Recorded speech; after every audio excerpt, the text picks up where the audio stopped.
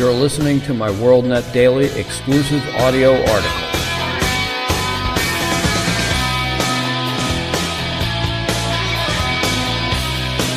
Today's WorldNet Daily exclusive audio article is entitled, "We Shouldn't Be Surprised by John Kerry Selling Out Our Ally."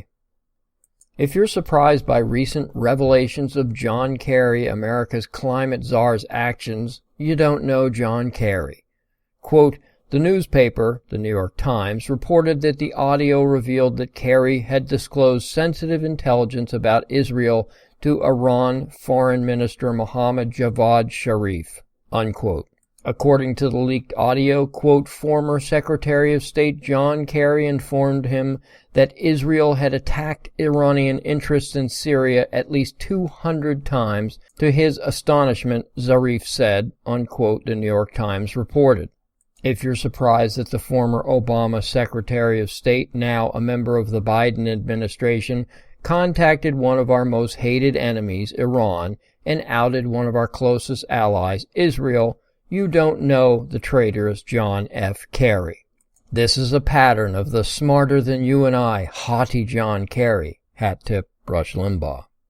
He's the same man, then a private citizen, who secretly met with Iranian officials during the Trump presidency to attempt to undermine the Trump administration in order to save the disastrous Obama-Iran nuclear deal.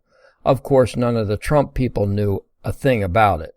Again, this is nothing new for Kerry, selling out one side to benefit the other, yet it's always the good guys he sells out in favor of our enemies. He turned on his own troops, the men he served with in Vietnam, selling them down the proverbial river, as it were. You could say the Themekong River.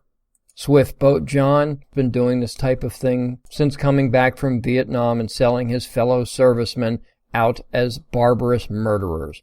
Recall his Winter Soldier testimony in 1971, where Kerry testified before Congress about U.S. soldiers in Vietnam who, quote, had personally raped, cut off ears, cut off heads, taped wires from portable telephones to human genitals, and turned up the power, cut off limbs, blown up bodies, randomly shot at civilians, razed villages in fashion reminiscent of Genghis Khan, shot cattle and dogs for fun, poisoned food stocks, and generally ravaged the countryside of South Vietnam, in addition to the normal ravage of war, unquote. Of course, there was not a shred of corroborating evidence to his claims, but hey, to the left then and now, what's the big deal with corroboration?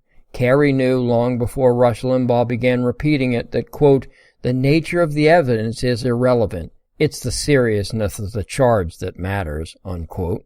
So is anyone really surprised by John Kerry's actions against Israel? John Kerry appears to hate Israel and more specifically Benjamin Netanyahu. For decades he's sided with the poor Palestinians. Not once, to my knowledge, has Kerry laid blame on the terrorist leadership.